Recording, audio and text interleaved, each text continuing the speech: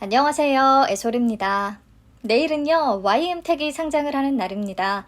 YM택이냐, SK리츠냐, 이 선택의 기로에서 SK리츠를 선택하신 분들도 많을 거고요. 또 YM택을 청약을 하기는 했는데 경쟁률이 워낙에 높은 데다가 균등까지도 받기가 어려웠어서 만족할 만큼 주식을 배정받지 못한 분들도 많을 것 같기는 해요. 그래도 2차 전지 관련주기도 하고요. 또 올해 사상 최대 실적이 기대되고 있는 만큼 시장에서 매수 타이밍을 다시 노려볼 수도 있는 거니까요. 관심 종목에 편입을 해두고 조금 지켜보셔도 좋을 것 같네요.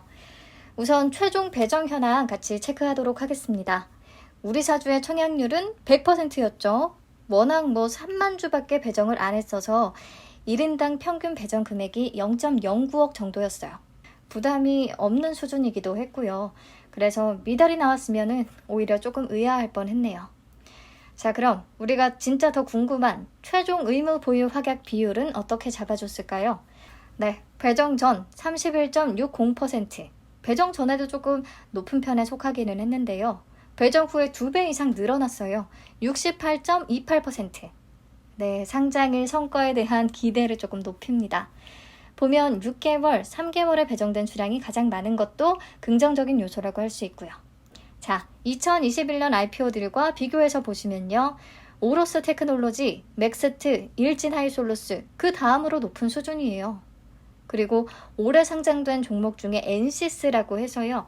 2차 전지 검사 장비주로 굉장히 주목을 받았던 종목이 있거든요. 근데 엔시스의 최종 확약 비율이 64.69%였어요. 그보다도 높으니까 괜히 또 설레기 시작하네요. 자, 그럼 기관 유형별로 어떻게 배정이 됐는지 간단히만 보도록 하겠습니다.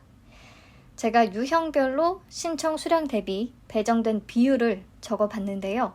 보시면 국내 기관들은요, 전부 다 6개월 확약을 신청한 기관들이 가장 높은 비율로 배정을 받았어요. 그리고 미확약의 가장 낮은 비율로 배정이 됐죠. 원칙대로 잘 배정을 한 겁니다. 그랬기 때문에 결과적으로 확약 비율을 그렇게 더 높일 수 있었던 거고요. 하지만 외국 기관을 유형별로 보시면 확약을 신청한 거래실적 무기관들보다 미확약 거래실적 유기관들 배정 비율이 더 높은 게 보이시죠? 근데 좀 어쩔 수 없는 일인 것 같아요. 기존의 거래 관계가 이미 있어서 어느 정도 신뢰가 형성되어 있거나 라포가 이렇게 형성이 된 그런 기관들한테 더 많이 배정을 할 수밖에 없겠죠. 아무래도. 그나마 미확약에 좀 기형적으로 많이 배정하지 않아서 다행인 것 같습니다. 자, 그래서 종합적으로 보시면 국내 기관 투자자에게 배정된 총 수량 대비 확약 비율은 75.36%나 되고요. 외국 기관 투자자에게 배정된 총 수량 대비해서 확약 비율은 7.65% 정도가 됩니다. 외국 기관 투자자들의 확약 비율 조금 아쉽기는 하지만요. 그래도 최종적인 결과는 꽤 만족스러웠던 것 같아요. 네, 앞에서 얘기했지만 6개월 확약 비중이 가장 높다는 것도 좋습니다. 조금 긴 호흡을 가지고 장기적으로도 볼만한 종목이다라고 판단한 기관들이 꽤 많다는 뜻이니까요. 네, 확약 비율은 괜찮아요. 좋고요. 그래서 상장 직후에 유통 가능 비율이 얼마나 줄어들 수 있을지를 한번 확인해 봅시다. 기존의 유통 가능 비율이 42.93%나 됐어요. 요게 조금 위험 요소로 꼽혔죠. 게다가 기존 주주의 비율이 32.36%로 굉장히 높다는 거. 네, YM택은 다 좋은데 유통 가능 주식 수가 조금 많았습니다. 그래서 기존 주주의 비율이 높기 때문에요. 높아진 확약 비율을 적용해도 아주 큰 폭으로 유통 가능 비율을 낮추지는 못했어요. 그래도 37.61%까지 내려갔고요. 금액으로 계산하면 568억 원 정도가 됩니다. 비율은 높은 편이지만 유통 가능 금액으로 봤을 때는 전혀 무리는 없는 수준이에요. 참 다행이고요. 그래서 상장일에 매각이 가능한 주체별로 차지하는 비중을 보시면 기존 주주의 비율이 완전 압도적이죠. 86.04%. 그래서 YM택의 상장일 주가 움직임은요. 당연히 기존 주주들이 언제, 얼마나 파느냐에 달려있는 것 같습니다. 그나마 다행인 건 YM택에 대한 지금 기대치가 좀 높은 상황이잖아요. 경쟁률도 높았고 의무보유 확약 비율도 잘 잡아줬고 그래서 기존 주주들도 낮은 가격에 급히 매도하려고 하지는 않을 것 같아요. 그러니까 우리들도요. 너무 급하게 대응하지만 않는다면 좋은 성과를 기대해 볼 수 있을 것 같습니다. 네, 제가 이렇게 확약 비율이 좀 눈에 띄게 높은 경우에는 비슷했던 종목들하고 비교해 보는 게 의미가 있을 것 같다고 했었잖아요. 그래서 최종 확약 비율이 60% 이상이었던 2021년 IPO들을 뽑아봤고요. 그랬더니 유일에너테크부터 일진 하이솔루스까지 다들 시초가는 더블 가격에 형성을 했더라고요. 따까지는 가준 거죠. 그 중에 또 따상을 기록한 종목은 3개 있었습니다. 나머지도요. 공모가 대비 종가 수익률을 보면 유일에너테크 116%, 네오이뮨텍 91.3%, 엔시스 65.2%. 뭐 나쁘지는 않았어요.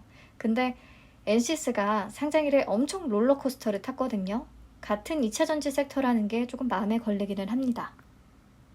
아무튼 조금 좋은 성과를 우선은 기대를 하면서 민첩하게 대응을 하시면 될 것 같아요.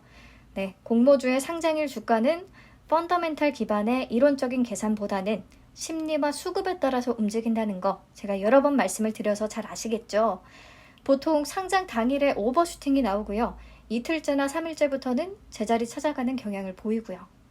근데 분명히 거품이 빠진 뒤에 YM택을 다시 한번 노려보고 싶다, 매수해보고 싶다 하는 분들이 계실 것 같아서 우선 이론적인 주가도 한번 계산해 보기는 했습니다.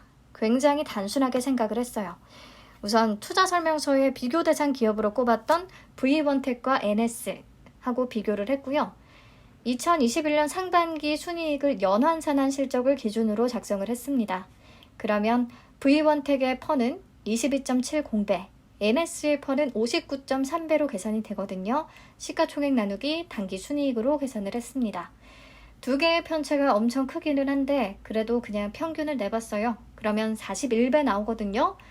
제가 이전에 외우라고 했던 식 기억하시죠? 시가총액은 단기순이익 곱하기 퍼로 계산을 할 수가 있다고. 네, 그래서 YM택의 연환산 단기순이익 60억에다가 적용퍼 41배를 곱했고요. 그랬더니 평가시총은 2,460억 원으로 계산이 됐습니다. 이걸 적용 주식수로 나눠주면요. 주당 평가가액이 나오겠죠? 한 주당 평가가액. 그래서 계산을 하면 대충 44,800원 정도가 나오거든요. 저는 우선 이론적으로 주가는 이 정도로 계산을 해봤어요. 하지만 과정을 보시면 아시겠죠. 완벽하지 않습니다.